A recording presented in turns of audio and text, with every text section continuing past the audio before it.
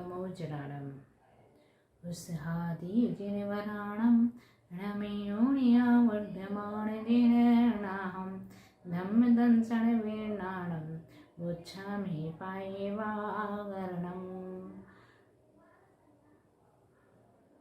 हम सभी लोग पिछले कुछ दिनों से प्राकृत व्याकरण सिद्धहम शब्दानुशासन ग्रंथ पढ़ रहे हैं। इसमें हमने 2 पादों का अध्ययन पूर्ण रूप से कर लिया है और तृतीय पाद भी आज समाप्ति की ओर है, जिसमें विभक्ति प्रत्यय और धातु प्रत्ययों का वर्णन था।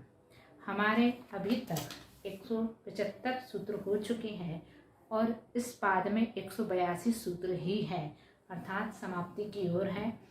और इस 176 नंबर के सूत्र में यहाँ पर बहुवचन का प्रत्यय कहा है। किसका? आज्ञार्थक वाक्य और विधिर्थक जो वाक्य होते हैं उनके बहुवचन के प्रत्ययों को कह दिया है। उससे पूर्व वाले सूत्र में एक वचन प्रत्ययों को कहा था, कल की कक्षा में उसे हमने देखा था। आज हम 176 नंबर सूत्र में देखेंगे आज्ञार्थक, विधिर्थक या आशीषार्थक कि जो प्रथम पुरुष के बहुवचन प्रत्यय या मध्यम पुरुष के बहुवचन और उत्तम पुरुष के बहुवचन प्रत्यय कहे। बहुषोन्तु हमो, बहुषु यानी बहुवचनों में कौन कौन से? ये तीनों बहुवचन प्रथम पुरुष के, मध्यम पुरुष के, उत्तम पुरुष के। विधि अर्थक, आज्ञार्थक और आशीषार्थक वाक्यों में तीनों के बहुवचन में क्रमशः अंतु, हा और मो ये आदेश हो जाता है। बनाएंगे अपन। जैसे हस धातु ली तो हस का प्रथम पुरुष बहुवचन में रूप बनेगा हसंतु संस्कृत में, आज्ञार्थक में, और विधिर्थक में बनेगा हसेयु और आशीषार्थक में बनेगा हस्यासु। लेकिन इसका तीनों का प्राकृत में बनेगा एक ही हसंतु, क्योंकि तीनों के विधिर्थक हो, आज्ञार्थक या आशीषार्थक हो, तीनों के बहुवचन का प्रत्यय अंतु ही बनाया है, इसलिए हसंतु रूप बना। कैसे बनेगा? जैसे मूल धातु लिखी हस, उसके बाद में आज्ञा, विधि, आशीषार्थक, तीनों को हमने एक साथ लिख लिया। आपको अलग अलग बनाना है और सबका प्रथम पुरुष एक वचन नहीं, बहुवचन। यहाँ पर क्या आएगा? बहुवचन। तो प्रत्यय लगाया अंतु, हस धन अंतु, क्या बन गया? हसंतु। इसी तरह से ये प्रथम पुरुष का बनाया, मध्यम पुरुष का देखते हैं। हसत, हसेत, हस्यास्त, ये मध्यम पुरुष में अलग अलग तीनों के बनेंगे। आज्ञावाचक में हसत, विधिर्थक में हसेत और आशीषार्थक में हस्यास्त। ठीक है। लेकिन प्राकृत में क्या बनेगा? तीनों का हसह। कैसे बनेगा? हस धन, आज्ञार्थक, विधिर्थक, आशीषार्थक, तीनों का मध्यम पुरुष बहुवचन लिखा। तो हस मूल धातु है, उन तीनों का प्रत्यय क्या है? हा, तो हा लिख दिया हसह। इसी तरह से उत्तम पुरुष बहुवचन तो हसाम, हसेम, हस्यास्म, इन तीनों के स्थान पे हसामो बनेगा। हसाम क्या है? आज्ञावाचक है बहुवचन में, हसेम विधिर्थक, हस्यास्म आशीषार्थक में। तो हस धन ये तीनों लिखे और उसका उनका उत्तम पुरुष बहुवचन, तीनों के उत्तम पुरुष बहुवचन का एक ही प्रत्यय है मो, तो हस धन यहाँ पर मो आएगा। लेकिन यहाँ जो हस धातु है उसमें दीर्घ आ हो जाएगा। किस सूत्र से? 3/155 नंबर के सूत्र से। जो हस धातु है उसके अंतिम व्यंजन में अ के स्थान पर दीर्घ आ हो जाएगा, तो ये हसा हो जाएगा। धनमो, हसामो रूप यहाँ बन जाता है, अर्थात ये सिद्ध हो जाता है। इस प्रकार से ये सूत्र पूर्ण हुआ। अगला सूत्र, सूत्र नंबर 177।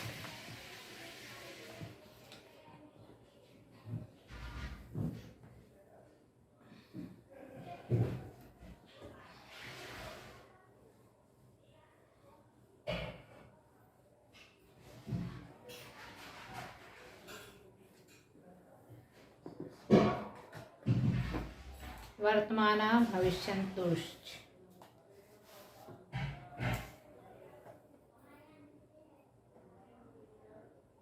वर्तमान भविष्य यन्तुश्च, यन्त्युश्च,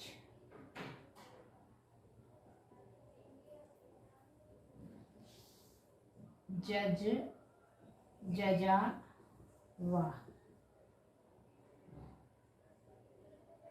देखिए, वर्तमान काल में, भविष्य काल में, और ये इसका अर्थ क्या है? आज्ञावाचक, विधिर्थक, आशीषार्थक, उन सभी के तीनों पुरुषों में, तीनों वचनों में, दोनों वचनों में, प्राकृत में 2 ही वचन है, दोनों वचनों में धातुओं के प्रत्यय एक समान होते हैं। क्या?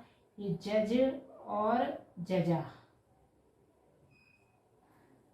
एक से प्रत्यय चलते हैं विकल्प से। जैसे अभी हमने अलग अलग लगाया है ना, बहुवचन में अलग, एक वचन में अलग, है ना, लेकिन आज्ञावाचक, विधियर्थक और आशीषार्थक तीन के एक साथ थे। उससे पूर्व में हम भविष्यकाल और वर्तमान काल के अलग अलग प्रत्यय देख चुके हैं, तो उतने प्रत्ययों का प्रयोग किया। लेकिन यहाँ इस सूत्र ने क्या कर दिया, चाहे वर्तमान काल हो, चाहे भविष्य काल हो, चाहे आज्ञावाचक हो, चाहे विधियर्थक हो, चाहे आशीषार्थक हो, इन सब के दोनों वचनों में, एक वचन बहुवचन का भी अलग अलग नहीं, दोनों वचनों में, तीनों पुरुषों में ये दोनों ही विकल्प से होते हैं प्रत्यय। जैसे हम हस धातु का ही बना रहे थे, हसती, और इसका बहुवचन क्या बनता है, हसंती।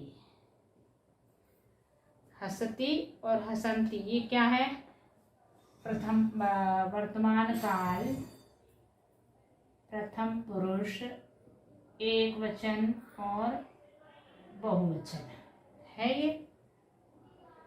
इसका उत्तम मध्यम पुरुष बनाए, मध्यम पुरुष एक वचन एंड बहुवचन, और उत्तम पुरुष एक वचन एंड बहुवचन।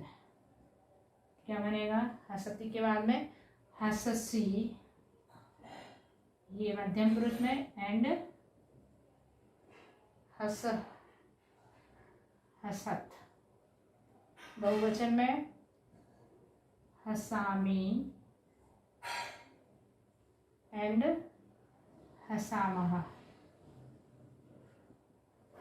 ये 6 रूप जो संस्कृत के बने, इसमें द्विवचन नहीं लगा है क्योंकि प्राकृत में है ही नहीं, तो ये वचन तो क्यों लिखे उसको। तो प्रथम वचन, प्रथम पुरुष, एक वचन और बहुवचन, इन 6 के स्थान पर क्या बन जाएगा, यहाँ पर हस धातु का हसेज,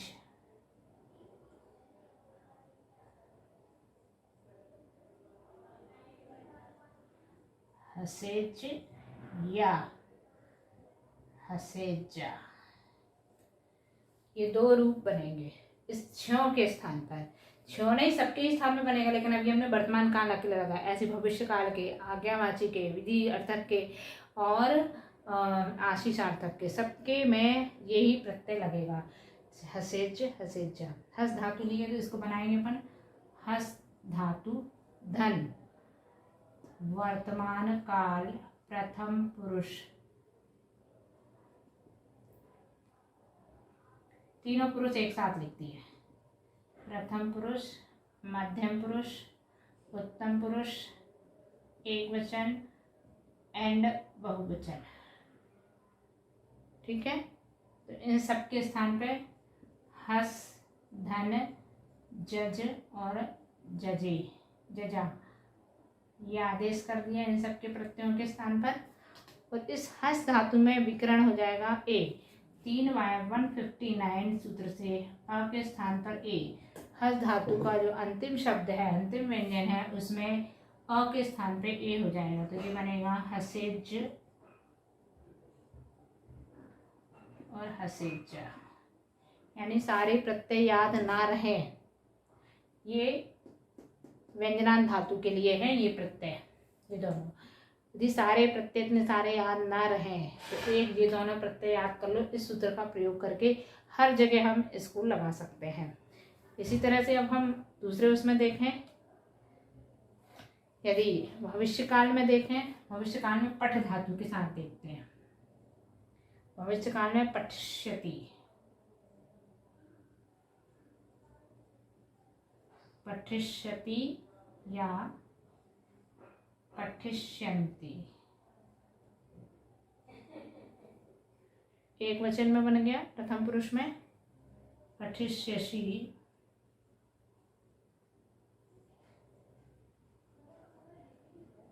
पठिष्यत्,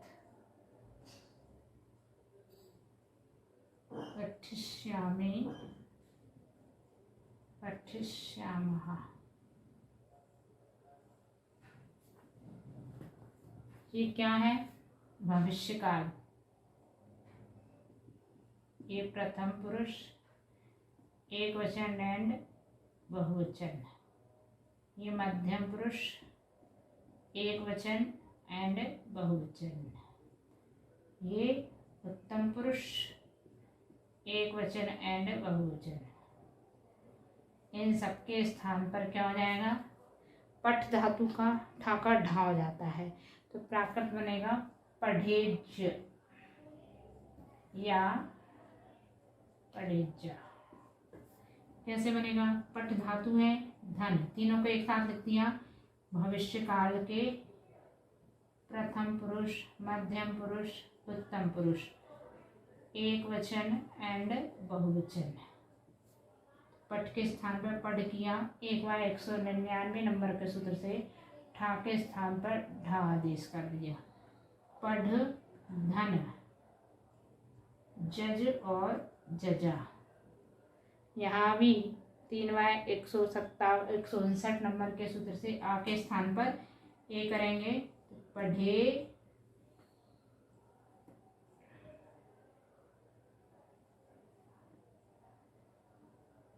पढ़ेज, पढ़ेजा, ये रूप है। इस तरह से हमने वर्तमान काल और भविष्य काल के रूप बनाए। अब आज्ञावाची के आप बनाइए, आज्ञार्थक के और विधि अर्थक के उदाहरण आप स्वयं बनाइए।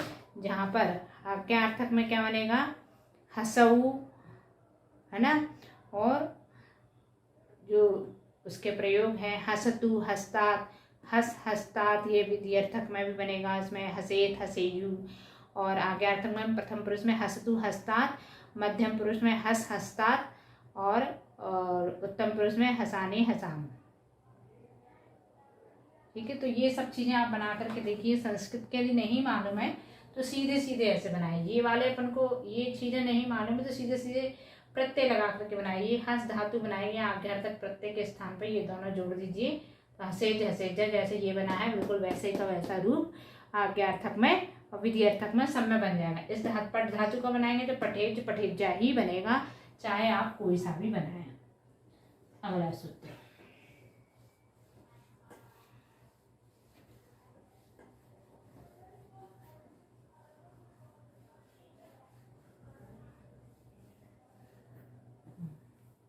सूत्र नंबर 178, मध्य च स्वरांताद्वा।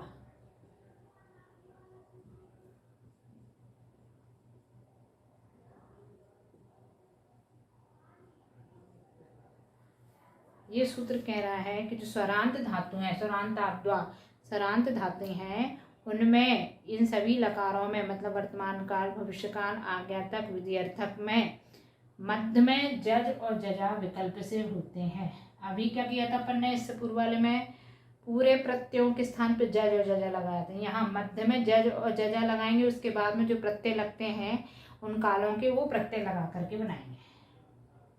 मध्य में जज और जजा विकल्प से होते हैं।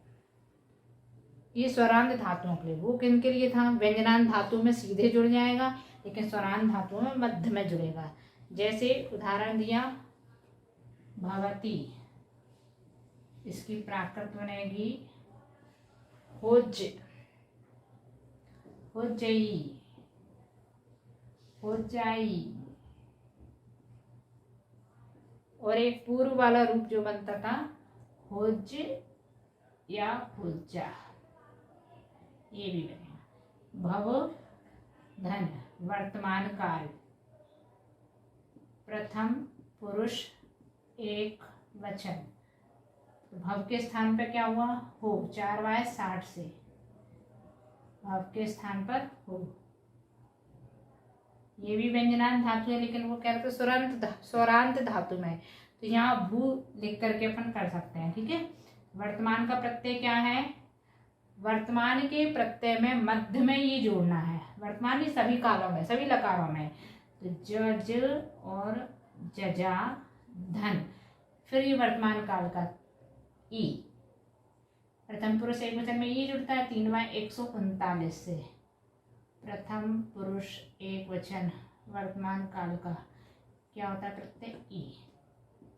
ये क्या हो गया, हो जई एक रूप और हो जाई ये दूसरा रूप। अब यदि हम ये मध्य में ना जोड़ें, पूर्व वाला 177 नंबर सूत्र का प्रयोग करें, 3y177, उसमें क्या था, पूरे के स्थान पर जज और जजा, वर्तमान काल का प्रथम पुरुष का एक वचन का प्रत्यय था जज और जजा, तो यहाँ पूरे हो लिखा, धन इसका प्रत्यय क्या लिखा, जज और जजा, तो क्या बन जाएगा, हुज और हुज्जा।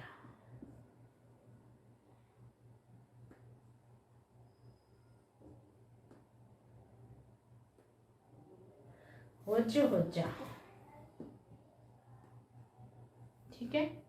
इस प्रकार से सभी रूपों में, ये वर्तमान काल में बनाया हमने, प्रथम पुरुष में बनाया, फिर मध्यम पुरुष में, फिर उसका उत्तम पुरुष में, भविष्य काल में, आज्ञार्थक में, सभी में ये बीच में जोड़ेंगे और उसके बाद में वही प्रत्यय जो बनाना है उनके प्रत्यय जोड़ करके बनाएंगे, तो इस तरह से बनेगा। यानी इस सूत्र का प्रयोग करके 178 से इस तरह से बनेगा, और 178 का प्रयोग ना करें, 177 का प्रयोग करें, तो सीधे सीधे ये जज और जजा उस धातु में जुड़ जाएंगे। इस प्रकार ये सूत्र का कार्य पूर्ण हुआ। अगला सूत्र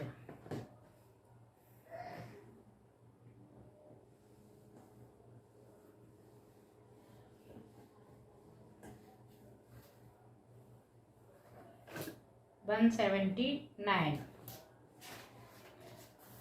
क्रियाते पत्ते। एक क्रियाती पत्ती नाम बार बार हम ले रहे थे, लेकिन उसके अभी तक प्रत्यय नहीं बताए,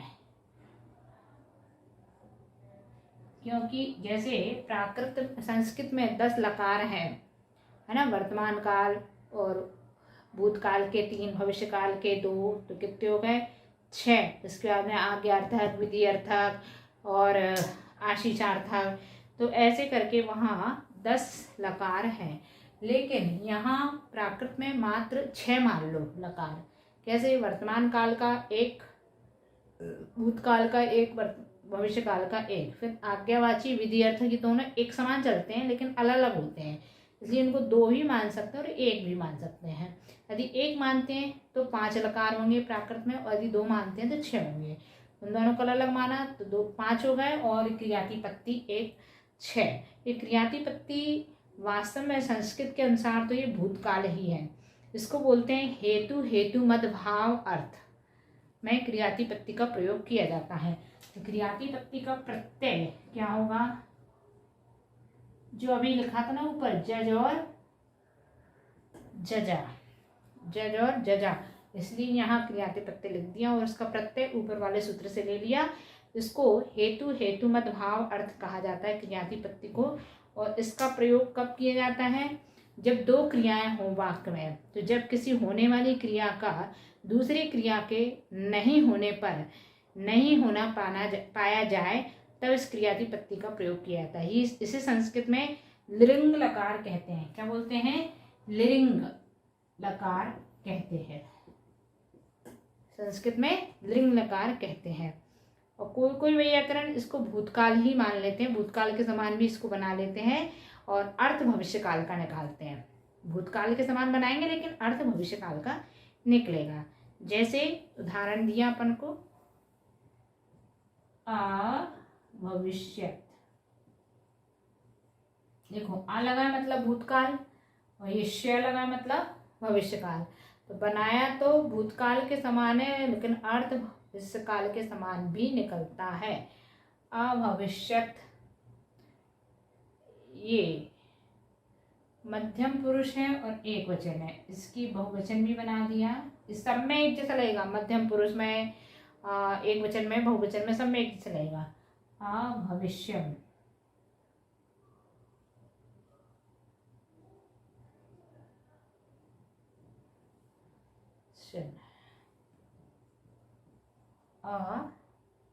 भविष्य और भविष्यम, अभविष्यत,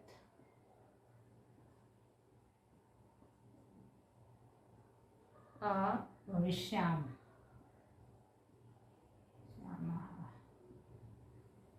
ये बनाया हमने। ये क्या है, क्रियाति पत्ति बोधक मध्यम पुरुष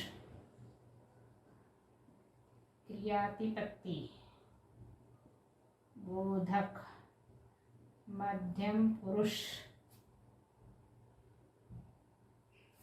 ये तो बीच वाला मध्यम पुरुष है और इसको मिटाना पड़ेगा मैं। ये क्या है? क्रियातिपत्ति बोधक प्रथम पुरुष एक वचन एंड बहुवचन, एक वचन एंड बहुवचन।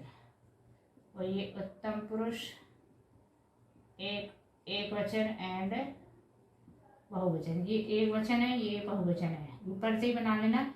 ये एक वचन है और ये बहुवचन है।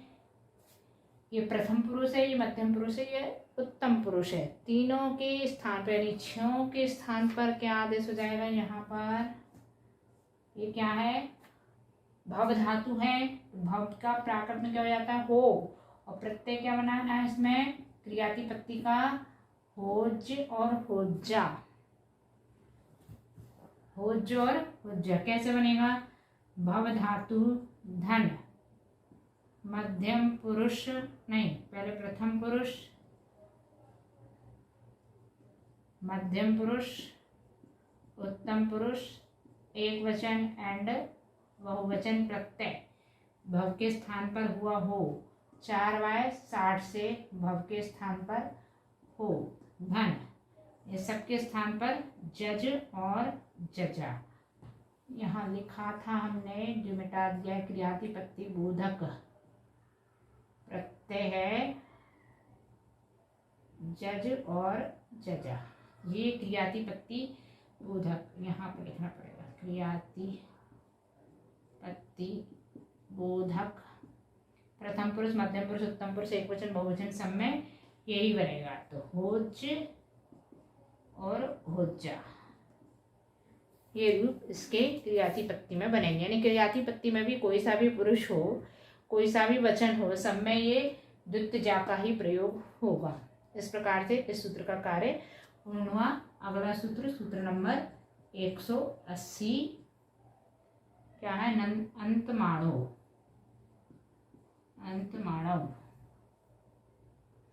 ये सूत्र क्या कह रहा है? क्रियातिपत्ति का ही चर्चा चल रही है। क्रियातिपत्ति में ये दोनों प्रत्यय भी जुड़ते हैं, भी आदेश होते हैं। विकल्प से ये वाला प्रत्यय भी लगता है और ये भी अंत और माण ये दोनों प्रत्यय भी क्रियातिपत्ति में लगते हैं। जब अपूर्ण होता है हेतु मत अपूर्ण हेतु मत भूतकालिक क्रियातिपत्ति में, मतलब क्रियातिपत्ति में ही विकल्प से ये प्रत्यय भी लगता है, वो भी लगता है। यानी जहाँ पर संज्ञा जैसे पद वाले होते हैं क्रियार्थक शब्द, इसलिए उनके अनुसार लिंग वचन और विभक्ति प्रत्यय प्रयुक्त किए जाते हैं। अर्थात इसके स्थान पर अंत और माण भी प्रत्यय क्रियातिपत्ति में जोड़े जाते हैं। क्रियातिपत्ति बोधक प्रत्यय में अंत और माण भी होते हैं। इसका एक उदाहरण दिया है, पूरी एक गाथा दी हुई, एक श्लोक दिया है। पूरा श्लोक तो हम नहीं लिख रहे हैं, उसमें जिस शब्द में प्रयोग हुआ है उस शब्द को अपन देख लेते हैं। उस संस्कृत का श्लोक है, उसमें वेश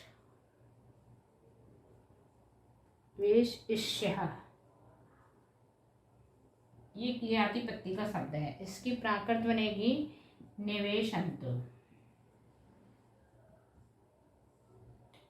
आपको पूरा श्लोक लिख करके एक शब्द की सिद्धि करनी है, जैसे अपन पूर्व में करते आए हैं।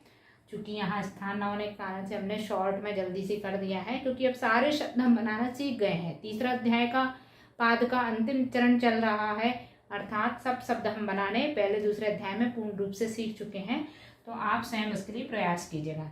इस शब्द में देखिए, ये क्रियातिपत्ति का शब्द है, ठीक है। इसमें क्या करना है, इसकी मूल धातु निकालें। मूल धातु क्या है इसकी? निवेश है,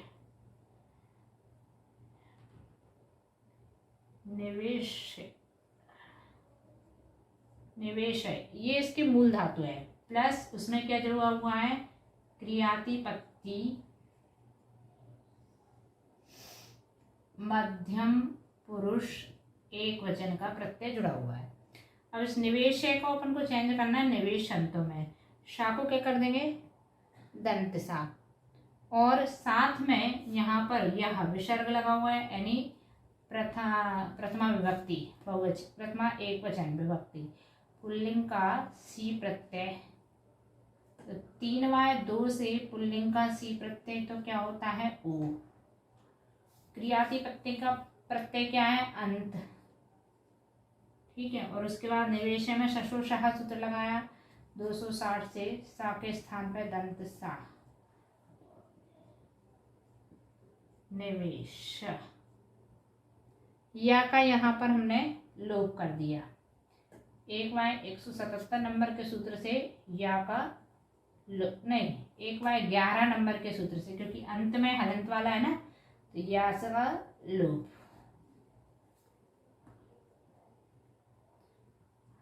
क्रियातिपत्ति प्रत्यय एक वचन, अंत इसका ओ।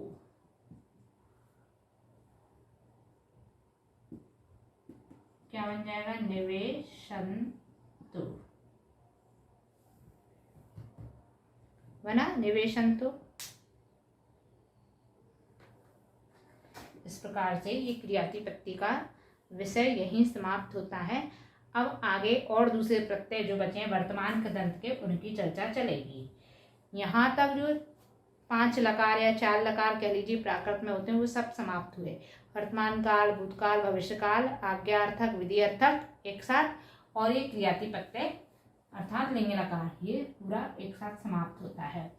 अब बचता है प्रत्यय, सत्र सानस प्रत्यय जो हम बार बार बोलते हैं, वर्तमान कृदंत कहलाते हैं, उनके बारे में चर्चा की गई है। 180 और 181 नंबर के, 181 नंबर के सूत्र में और 182 नंबर के सूत्र में। 180 नंबर का सूत्र तो हो ही गया, 181 सत्रानशः, इस सूत्र का कई बार प्रयोग भी किया है हमने। सत्रानशः अर्थात देखिए कृदंत की चर्चा जब चली है तो अपन उसके बारे में विशेष जान लें। वर्तमान कृदंत होते हैं, कृदंत 2 प्रकार के हैं, मतलब 4 प्रकार के हैं कृदंत मूल में। तो सबसे पहला हेत्वर्थ कृदंत जो हमने तुम प्रत्यय पढ़ा था, और उसके बाद में संबंध भूत कृदंत जो अपन ने इत प्रत्यय लगाया, ता प्रत्यय लगाया था, और उसमें ई का भी धातु के साथ में स्वर जोड़ देते थे तो इत बन जाता था। और कर्मणि भूत कृदंत जो कर्मणि प्रयोग में अपन ने देखा, कर्मणि प्रयोग के साथ में इत लगता था। और वर्तमान कृदंत में भी 2 प्रकार के होते हैं, सत्री और सानच प्रत्यय। तो सत्री और सानच ये दोनों प्रकार के अलग अलग क्यों हैं? क्योंकि संस्कृत में धातुएं 2 प्रकार के हैं, परस्मयी पदी और आत्मनेपदी। तो परस्मयी पदी में जो सत्री प्रत्यय होता है वो जुड़ता है, और आत्मनेपद में सानच प्रत्यय जुड़ता है। लेकिन प्राकृत में दोनों भिन्न नहीं है धातुओं के, तो दोनों प्रत्यय एक साथ जुड़ेंगे। तो सत्री और सानच, ये सत्री और सानच दोनों नाम इसमें आए हैं। सत्री सानच प्रत्यय के स्थान पर अंत और माण होता है। अंत और माण कहाँ से आया? पूर्व के सूत्र से। 180 में अपन ने अंत और माण जोड़े थे ना क्रियातिपत्ति में, वही प्रत्ययों की चर्चा की है। सत्री सानच प्रत्यय में अंत और माण जोड़े जाते हैं। जैसे हस धातु के बनाए अपन सत्री सानस प्रत्यय जोड़ के, हसत या हसन।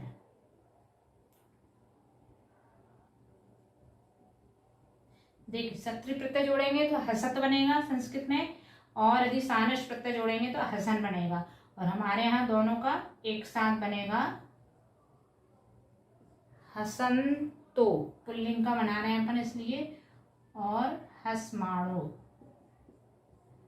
हसंतो और हसमाणो ये पुल्लिंग का रूप अपन ने बनाया। 3/2 नंबर के सूत्र से पुल्लिंग का सी प्रत्यय जोड़ेंगे ओ। इसको तोड़ो, हस धातु है धन, सत्री या सानच प्रत्यय, धन पुल्लिंग का सी प्रत्यय, अर्थात सत्री और सानच के स्थान पर अपन क्या लगा देंगे? अंत और माण।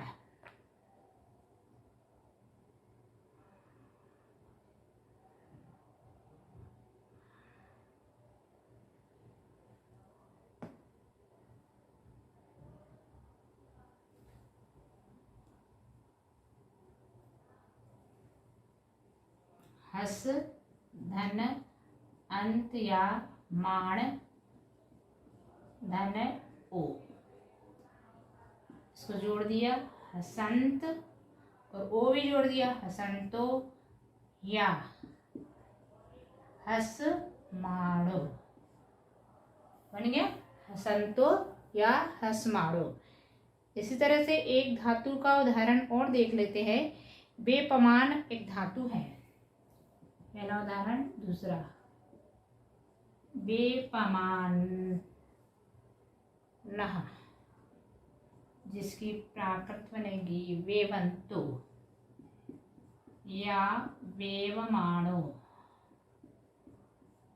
इसकी धातु क्या है? बेप, मूल धातु क्या है? बेप। धन वर्तमान कृदंत जोड़ा, जिसको सतृशानः बोलते हैं, ठीक है। धन पुल्लिंग का सी प्रत्यय। तो वहां से जो ये पा है इसके स्थान पे क्या हो जाएगा? वाह। वेव धन अंत या माण धन ओ, वेवंतो या वेव माणो, ये रूप, ठीक है। इस प्रकार से ये सतृशानः प्रत्यय भी यहाँ पुल्लिंग रूप समाप्त हुए। अभी स्त्रीलिंग की चर्चा और बाकी है, जो अगले सूत्र में करेंगे, और वो इस पाद का अंतिम सूत्र है।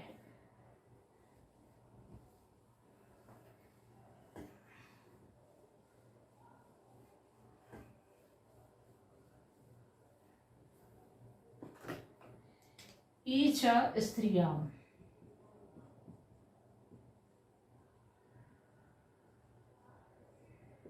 ईच च मतलब जो ऊपर अंतमाण चल रहे थे सतृशानः प्रत्यय, उनमें ई स्त्रीवाची में स्त्रीलिंग में हो जाता है, ऐसा यहाँ कह रहे हैं। यानी स्त्रीलिंग वर्तमान कृदंत में प्रत्यय होगा अंति और माणी। ई अंत में जुड़ गया है ना। यदि परस्मयी पद धातु होगी तो अंति जुड़ेगा, और आत्मनेपद धातु होगी संस्कृत के अनुसार तो माणी जुड़ेगा, और स्त्रीलिंग है इसलिए। उदाहरण देखेंगे अपन। हसती या हसंती,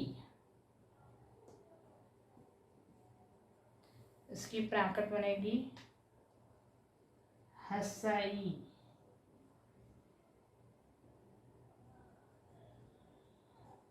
हसंती,